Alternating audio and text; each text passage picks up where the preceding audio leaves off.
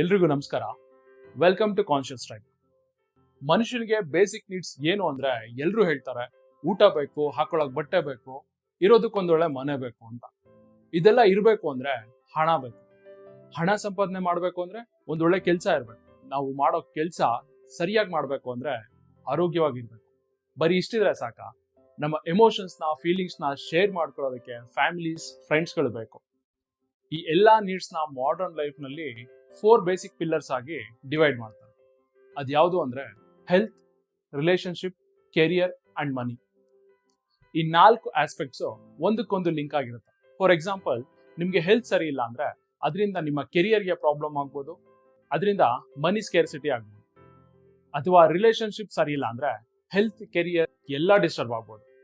ಇನ್ನು ಕೆರಿಯರ್ ಅಲ್ಲಿ ಆಗೋ ಡಿಸ್ಟರ್ಬೆನ್ಸ್ ನಮ್ಮ ಲೈಫ್ನೇ ಅಲ್ಲೋಲ ಕಲ್ಲೋಲ ಮಾಡ್ಬೋದು. ಹಾಗಾಗಿ ಈ 4 ಬೇಸಿಕ್ ಪಿಲ್ಲರ್ಸ್ ನ ಬ್ಯಾಲೆನ್ಸ್ ಆಗಿ ಇಟ್ಕೊಳ್ಳೋದು ನಮ್ಮ ಲೈಫ್ಗೆ ತುಂಬಾ ಇಂಪಾರ್ಟೆಂಟ್. ಈಗ ಈ 4 ಆಸ್ಪೆಕ್ಟ್ಸ್ ನಿಮ್ಮ ಲೈಫ್ ಅಲ್ಲಿ ಪರ್ಫೆಕ್ಟ್ ಆಗಿ ಇದೆಯಾ ಅಂತ ಯಾರಾದ್ರೂ ಕೇಳಿದ್ರೆ ಒಂದಲ್ಲ ಒಂದು ವಿಷಯದಲ್ಲಿ ನಾವು ಕೊರತೆ ಇದೆ ಅಂತ ಖಂಡಿತ ಹೇಳ್ತೀವಿ.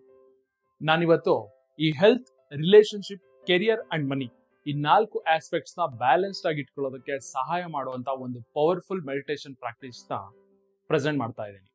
ನಾನು ಈಗಾಗಲೇ ಹೋಒಪೊನೊಪೊನೊ ಮೆಡಿಟೇಷನ್ ಬಗ್ಗೆ ಒಂದು ವಿಡಿಯೋ ಮಾಡಿದ್ದೀನಿ. ಆ ವಿಡಿಯೋ ಲಿಂಕ್ ನ ಡಿಸ್ಕ್ರಿಪ್ಷನ್ ಅಲ್ಲಿ ಕೊಟ್ಟಿರ್ತೀನಿ. ಈಗ ಆ ಬೇಸಿಕ್ ಹೋಒಪೊನೊಪೊನೊ ಮೆಡಿಟೇಷನ್ ನ ಒಂದು ರೀಕ್ಯಾಪ್ ನೋಡೋಣ. ಹೋಒಪೊನೊಪೊನೊ ಪ್ರಾಕ್ಟೀಸ್ ಅಲ್ಲಿ ನಾವು ನಮ್ಮ ಕಣ್ಣು ಮುಚ್ಚಿಕೊಂಡು ಮೆಡಿಟೇಷನ್ ಸ್ಟೇಟ್ಗೆ ಹೋಗಿ I am sorry, please forgive me, I thank you and I love you ಈ 4 ಸಾಲುಗಳನ್ನ ರಿಪೀಟೆಡ್ ಆಗಿ ಚಾಂಟ್ ಮಾಡ್ತಾ ಇರ್ತೀವಿ. ನೀವು ಕೂಡ ಈಗಾಗಲೇ ಈ ಮೆಡಿಟೇಷನ್ ಪ್ರಾಕ್ಟೀಸ್ ನ ಮಾಡ್ತಾ ಇರ್ಬೋದು. ಅದು ತಕ್ಕ ಮಟ್ಟಿಗೆ ಒಳ್ಳೆ ರಿಸಲ್ಟ್ ಕೂಡ ಕೊಡ್ತಾ ಇರ್ಬೋದು. ಆದ್ರೂ ನಮ್ಮ ಲೈಫಲ್ಲಿ ಮೇಜರ್ ಶಿಫ್ಟ್ ಆಗ್ತಾ ಇಲ್ಲ, ಇನ್ನೂ ರಿಸಲ್ಟ್ ಡೀಪ್ ಆಗಿ ಬೇಕು ಅಂತ ಅನ್ನಿಸ್ತಾ ಇದ್ರೆ ಇವತ್ತಿನ ವಿಡಿಯೋನ ಕೊನೆವರೆಗೂ ನೋಡಿ. ಯಾಕೆಂದ್ರೆ ನಾನು ಅಡ್ವಾನ್ಸ್ ಹೋಒಪೊನೊಪೊನೊ ಬಗ್ಗೆ ಇನ್ಫಾರ್ಮೇಶನ್ ಕೊಡ್ತಾ ಇದ್ದೀನಿ. ಈ ಹೋಒಪೊನೊಪೊನೊ ಮೆಡಿಟೇಷನ್ ಪ್ರಾಕ್ಟೀಸ್ ನ ಇಂಟ್ರೊಡ್ಯೂಸ್ ಮಾಡಿದವರು ಡಾಕ್ಟರ್ ಹೆವ್ ಲೆನ್ ಅಂತ. ಅವರು ಹೇಳೋ ಪ್ರಕಾರ ನಮ್ಮ ಲೈಫ್ ಅಲ್ಲಿ ಬರೋ ಪ್ರತಿಯೊಂದು ಪ್ರಾಬ್ಲಮ್ಸ್ ಕೂಡ ನಮ್ಮೊಳಗಿನ ಮೆಮೊರಿ ಅಥವಾ ನಮ್ಮ ಮೈಂಡ್ ಅಲ್ಲಿರೋ ಪ್ರೋಗ್ರಾಮ್ ನ ಒಂದು ರಿಫ್ಲೆಕ್ಷನ್. ನೀವು ಹಣದ ಸಮಸ್ಯೆನ ಎದುರಿಸ್ತಾ ಇದ್ದೀರಾ, ಅದು ನಿಮ್ಮೊಳಗಿನ ಡೇಟಾ. ನಿಮ್ಮ ಆರೋಗ್ಯ ಸರಿ ಇಲ್ಲ ಅಂದ್ರೂ ಅದು ನಿಮ್ಮೊಳಗಿನ ಡೇಟಾ. ನಿಮ್ಮ ಲೈಫ್ ಪಾರ್ಟ್ನರ್ ದಿನ ಜಗಳ ಮಾಡ್ತಾರಾ, ಅದು ಕೂಡ ನಿಮ್ಮೊಳಗಿನ ಡೇಟಾ. ನಿಮ್ಮ ಬಿಸ್ನೆಸ್ ಪಾರ್ಟ್ನರ್ ನಿಮ್ಗೆ ಮೋಸ ಮಾಡಿದ್ರು ಕೂಡ ಅದು ನಿಮ್ಮೊಳಗಿನ ಡೇಟಾ. ಈ ಹೋಒಪೊನೊಪೊನೊ ನಿಮ್ಮೊಳಗಿನ ಡೇಟಾನ ಕ್ಲಿಯರ್ ಮಾಡುವಂತ ಟೂಲ್. ಬೇಸಿಕ್ ಹೋಒಪೊನೊಪೊನೊದಲ್ಲಿ ನಾವು 4 ಲೈನ್ಸ್ ನ ಚಾಂಟ್ ಮಾಡ್ತೀವಿ. ಆದ್ರೆ ಅಡ್ವಾನ್ಸ್ ಹೋಒಪೊನೊಪೊನೊದಲ್ಲಿ ನಾವು 100% ರೆಸ್ಪಾನ್ಸಿಬಿಲಿಟಿನ ತಗೋತೀವಿ. ಈ 100% ರೆಸ್ಪಾನ್ಸಿಬಿಲಿಟಿ ತಗೊಳ್ಳೋದು ಅಂದ್ರೆ ನಮ್ಮ ಲೈಫ್ ಅಲ್ಲಿ ಆಗಿರೋ ಇನ್ಸಿಡೆಂಟ್ಸ್ಗೆ ಮತ್ತು ಈಗ ನಾವಿರೋ ಸಿಚುವೇಶನ್ಗೆ ಸಂಪೂರ್ಣವಾಗಿ ನಾವೇ ಜವಾಬ್ದಾರರು ಅಂತ ತಿಳ್ಕೊಳ್ಳೋದು. ಹಾಗೂ ನಮ್ಮೊಳಗಿನ ಯೋಚನೆಗಳಿಂದಾನೇ ಈ ರೀತಿ ಸಿಚುವೇಶನ್ ನಮ್ಮ ಲೈಫ್ ಅಲ್ಲಿ ಬಂದಿದೆ ಅನ್ನೋ ನಿಜಾನ ಅರ್ಥ ಮಾಡಿಕೊಂಡು ಆ ಯೋಚನೆನ ಕ್ಲಿಯರ್ ಮಾಡ್ಕೊಳ್ಳೋದು. ಫಾರ್ ಎಕ್ಸಾಂಪಲ್, ನಾವು ಕೆಲಸ ಮಾಡ್ತಿರೋ ಆಫೀಸಲ್ಲಿ ನಮ್ಮ ಬಾಸ್ ಅಥವಾ ನಮ್ಮ ಹೈಯರ್ ಆಫೀಸರ್ ನಮ್ಮ ಮೇಲೆ ಪ್ರತಿದಿನ ಕೂಗಾಡೋದು, ನಮ್ಮನ್ನೇ ಟಾರ್ಗೆಟ್ ಮಾಡಿ ಬೈಯೋದು ಮಾಡ್ತಿದ್ದಾರೆ ಅಂದ್ರೆ ನಾವೇನ್ ಮಾಡ್ತೀವಿ? ನಮ್ಮ ಬಾಸ್ ಸರಿ ಇಲ್ಲ, ನನ್ನ ಸುಮ್ನೆ ಟಾರ್ಗೆಟ್ ಮಾಡ್ತಿದ್ದಾರೆ, ನನ್ ಕಂಡ್ರೆ ಅವ್ರಿಗೆ ಆಗಲ್ಲ, ನಾನ್ ಏನ್ ಮಾಡಿದ್ರು ಅವ್ರಿಗೆ ಹಿಡ್ಸಲ್ಲ, ಅವ್ರಿಗೆ ನನ್ನ ಬಗ್ಗೆ ಯಾರೋ ಚಾಡಿ ಹೇಳ್ತಿದ್ದಾರೆ, ಇನ್ನು ಏನೇನೋ ಎಕ್ಸ್ಟರ್ನಲ್ ಥಿಂಗ್ಸ್ ನ ಹುಡುಕ್ತಿವಿ. ಎಲ್ಲಾನು ಬೇರೆಯವ್ರ ಮೇಲೆ ಹಾಕಿ ನಮ್ ತಪ್ಪು ಏನು ಇಲ್ಲ, ಹಾಗಾಗಿ ಇದನ್ನ ಸರಿಪಡಿಸ್ಕೊಳ್ಳೋಕೆ ನಾವ್ ಏನು ಇನ್ನರ್ ವರ್ಕ್ ಮಾಡಲ್ಲ ಅಂತ ಡಿಸೈಡ್ ಮಾಡ್ಬಿಡ್ತೀವಿ. ಆದ್ರೆ ನಮ್ಮ ಹೋಒಪೊನೊಪೊನೊ ಮೆಥಡ್ ಅಲ್ಲಿ ಸೇಮ್ ಸಿಚುವೇಶನ್ ನ ನಾವು ಬೇರೆ ಪರ್ಸ್ಪೆಕ್ಟಿವ್ ಅಲ್ಲಿ ನೋಡ್ತೀವಿ. ಯಾವ ರೀತಿ ಅಂದ್ರೆ, ಬಾಸ್ ನನ್ ಮೇಲೆ ಸುಮ್ನೆ ಕೂಗಾಡ್ತಿರೋದು ನಿಜ, ಆದ್ರೆ ಅವ್ರು ನನ್ ಜೊತೆ ಈ ರೀತಿ ನಡ್ಕೊಳ್ಳೋಕೆ ನನ್ನೊಳಗಿನ ಯಾವ್ದೋ ಹಳೆ ನೆನಪು ಅಥವಾ ಯಾವ್ದೋ ಹಳೆ ಡೇಟಾ ಕಾರಣ ಇರ್ಬೋದು. ನನ್ನ ಬ್ರೈನ್ ನಲ್ಲಿ ಈ ಅನ್ವಾಂಟೆಡ್ ಡೇಟಾನ ಕ್ಲಿಯರ್ ಮಾಡ್ಕೋತೀನಿ ಅನ್ನುವಂತ ರೆಸ್ಪಾನ್ಸಿಬಿಲಿಟಿ ತಗೋತೀನಿ. ಈಗ ಈ ರೀತಿ ಸಿಚುವೇಶನ್ಗೆ ಬೇಸಿಕ್ ಹೋಒಪೊನೊಪೊನೊ ಅಪ್ಲೈ ಮಾಡೋದಾದ್ರೆ ನಾವು ಯಾವ ರೀತಿ ಮಾಡ್ತೀವಿ ಅಂದ್ರೆ, ನಮ್ಮ ಕಣ್ಣನ್ನ ಮುಚ್ಕೊಂಡು ಮೆಡಿಟೇಟಿವ್ ಸ್ಟೇಟ್ಗೆ ಹೋಗಿ ನಮ್ಮ ಕಣ್ ಮುಂದೆ ನಮ್ಮ ಬಾಸ್ ನಿಂತಿದ್ದಾರೆ ಅಂತ ಅಸ್ಯೂಮ್ ಮಾಡ್ಕೊಂಡು, boss I am sorry, please forgive me, I thank you and I love you ಈ ರೀತಿ ಹೇಳ್ತೀವಿ. ಈಗ ಸೇಮ್ ಸಿಚುವೇಶನ್ಗೆ ಅಡ್ವಾನ್ಸ್ ಹೋಒಪೊನೊಪೊನೊನ ಅಪ್ಲೈ ಮಾಡೋದಾದ್ರೆ ನಮ್ಮ ಅಪ್ರೋಚ್ ಈ ರೀತಿ ಇರುತ್ತೆ.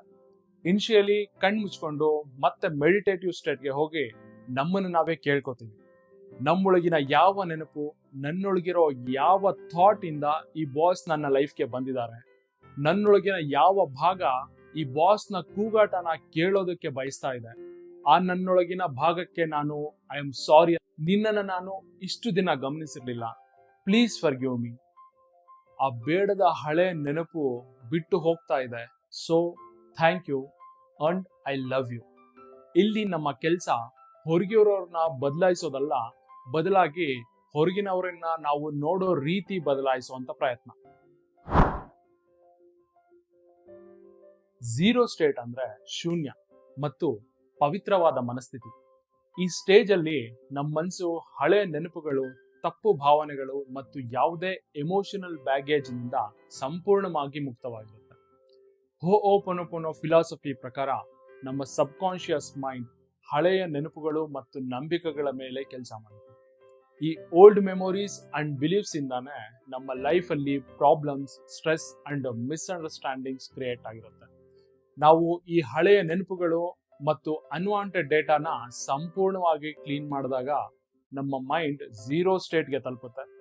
ಈ ಝೀರೋ ಸ್ಟೇಟ್ ಅಲ್ಲಿ ನಮ್ಮ ಈಗೋ ಸಂಪೂರ್ಣವಾಗಿ ಕರಗಿ ಹೋಗುತ್ತೆ.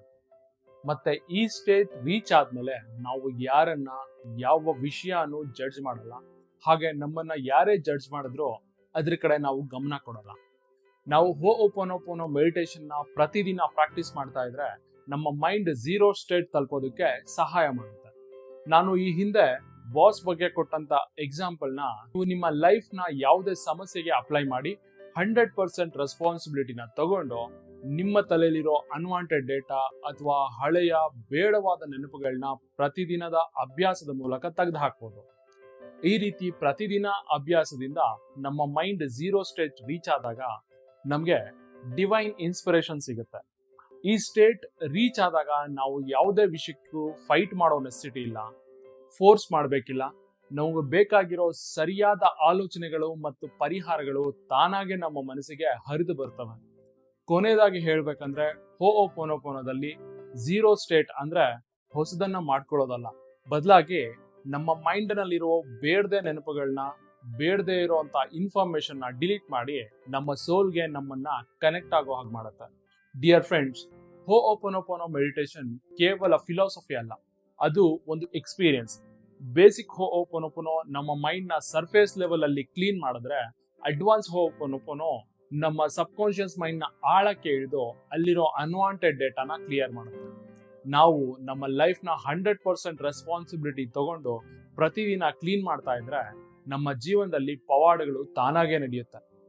ಈ ವಿಡಿಯೋ ನಿಮ್ಗೆ ಇಷ್ಟ ಆಗಿದ್ರೆ ಲೈಕ್ ಮಾಡಿ, ಈ ವಿಡಿಯೋನ ಅವಶ್ಯಕತೆ ಇರೋರಿಗೆ ಶೇರ್ ಮಾಡಿ, ಮತ್ತೆ ಈ ರೀತಿ ವಿಡಿಯೋಗಳಿಗೆ ನಮ್ಮ ಕಾನ್ಶಿಯಸ್ ಟ್ರೈಬ್ ಯೂಟ್ಯೂಬ್ ಚಾನಲ್ಗೆ ಸಬ್ಸ್ಕ್ರೈಬ್ ಮಾಡಿ.